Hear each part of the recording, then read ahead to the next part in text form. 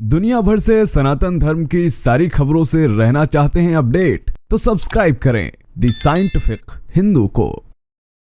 नमस्कार दोस्तों, स्वागत है आप सभी का द साइंटिफिक हिंदू पर और मैं हूं आपके साथ आपका दोस्त धीरेन्द्र। आज आपको एक बात याद दिलाना चाहूंगा क्योंकि यह वीडियो उसी परिप्रेक्ष्य में है। दोस्तों, आपने वह समय तो याद ही किया होगा जब भारत में टिकटॉक बैन किया गया था। उस समय तो बहुत फायदे गिनाए जा रहे थे, लेकिन उसका नुकसान क्या हुआ है ये आज मैं आपको बताने वाला हूँ। उसका सबसे बड़ा नुकसान भारत की इमेज को हुआ है और उसमें दो देशों का हाथ है और दोनों ही देश भारत में ही कभी हुआ करते थे और दोनों के दोनों देशों में कन्वर्टेड भरे पड़े हैं। वो कन्वर्टेड हिंदुओं को लेकर क्या विचारधारा रखते हैं या तो साफ ही है। अभी हाल ही में भारत पाकिस्तान का मैच भी हुआ था, उसमें भी इन दोनों देशों की विचारधाराएं सामने आई थी। किस तरीके से उनको धूल चटाई भारत की क्रिकेट टीम ने। अगर आप में से कुछ लोगों ने मैच देखा होगा तो जरूर समझा होगा। आप सोच रहे होंगे कि मैं ऐसी बातें क्यों कर रहा हूँ। दरअसल टिकटॉक पर भारत और हिंदुओं को लेकर काफी ज्यादा घृणा फैलाई जा रही है। आपने देखा होगा कि ट्विटर पर पश्चिमी देशों में, खासकर अमेरिका और ब्रिटेन जैसे देशों में हिंदुओं की प्रति एक मानसिकता बन गई है कि हिंदू बहुत गंदे होते हैं, भारत का खाना बहुत गंदा होता है, वह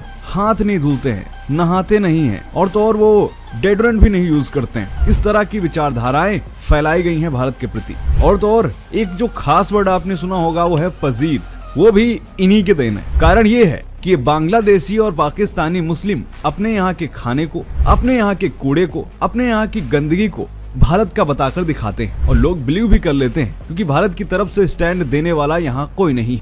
और तो और टिकटॉक पर चल क्या रहा है ये भी किसी भारतीय को नहीं मालूम। लेकिन इन्हीं सब के बीच में एक यहूदी युवक सामने आया है। उसने एक वीडियो बनाया इंस्टा पे, काफी ज्यादा वायरल हो गया। हालांकि वह वीडियो टिकटॉक पर भी है, लेकिन मैं टिकटॉक एक्सेस नहीं कर पाया। वो वीडियो मैं आपको दिखाऊंगा और उस वीडियो को देखने के बाद आप अपनी राय बताइएगा कि क्या वह व्यक्ति सही कह रहा है या गलत। हालांकि हिंदू काफी ज्यादा सपोर्ट कर रहे हैं। मुझे वह वीडियो काफी पसंद आया, तो देखिए आप यह video. There are 0 Jews in Gaza. Almost no Hindus left in Pakistan. But millions of Muslims live freely in India and Israel, right? So why are Israel and India getting called racist? Let's have honesty. These are two of the only countries in the region where religious minorities still live openly with actual rights, not just on paper, but in actuality. Walk through Mumbai or Tel Aviv, you'll meet Muslims, Christians, Jews, Hindus, all living side by side. Can you say the same about Gaza for Pakistan? The world's got it flipped. The loudest voices online, they're pointing fingers at the only democracies where minorities still have a future. It's a point to stop falling for foreign disinformation campaigns spreading on American social media and start asking yourself one question. Who's actually living the value of freedom?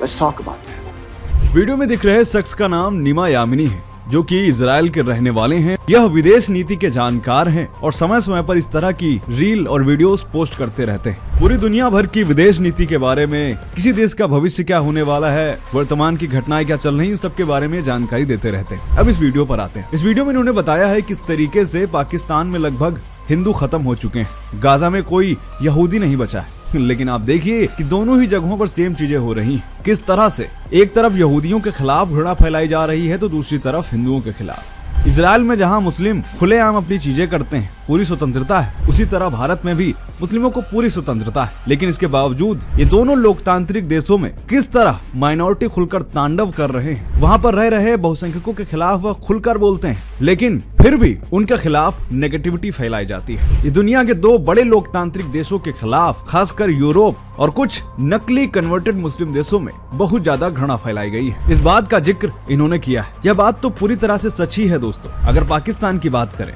तो पाकिस्तान में खुलेआम मंदिरों को तोड़ा जा रहा है। किसी मंदिर को तोड़कर कैफे बना दिया जा रहा है और किसी को तोड़ के तो वहां पर मस्जिद ही बना दी जा रही है। वहीं गाजा में यहूदी तो है ही नहीं, बचे ही नहीं हैं। और देखिए किस तरीके से यहूदियों का कत्लेआम करने के बाद जब इजराइल ने उल्टा अपना बदला लेने के लिए प्रहार किया, तो किस तरह से आज भी किसी की आंखें फलस्तीन पे रहती हैं तो किसी की गाजा पर। उसी तरह से हमारे यहाँ भारत में भी हुआ। पहलगाम में जो कुछ भी हुआ वह इतना भयानक था, इतना दुर्दांत था कि पूरी दुनिया उसे देखकर सहम गई थी। पूरी खालिद से मेरा पति साइड में था, एक इंसान आया, उसने उसको गोली मार दी यहाँ पे। उसने बोला कि ये शायद मुस्लिम नहीं है, उसने उसको गोली मार दी। और फिर जब भारत बदला लेने के लिए आतंकियों पर प्रहार कर रहा था, ध्यान देने वाली बात है, आतंकियों पर प्रहार कर रहा था, तो उसमें भारत के मुस्लिमों को भी दर्द हो रहा था और कह रहे थे कि अरे अरे सबकी गलती नहीं है। जब पाकिस्तान में बैठे आतंकी आकाओं पर भारत प्रहार कर रहा था तो यही भारतीय मुस्लिम ही उनकी तस्वीरें दिखा रहे थे और कह रहे थे देखिए किस तरीके से टारगेट कर करके मुस्लिमों को मारा जा रहा है। सभी मुस्लिम ऐसे थोड़े होते हैं। यानी पहले तो भारत में नाम पूछ पूछ कर आतंकियों ने धर्म जानकर सभी की हत्याएं की, अल्लाह अकबर के नारे लगाकर चले गए, तब किसी का दर्द नहीं जगा। लेकिन जब भारत ने बदला लेने के लिए आतंकियों पर प्रहार किया तो किस तरह से मोदी को, भारतीय सरकार को और तो और हिंदुओं को गरियाया जा रहा था, ये तो आप सभी ने देखा होगा। उसी तरह से इजराइल पर भी चीजें हो रही हैं। ऐसे में इस व्यक्ति का इस तरह खुलकर आना और भारत और यहूदियों के लिए स्टैंड लेना बहुत बड़ी बात है। आपका इसके बारे में क्या सोचना है कमेंट करके बताइएगा।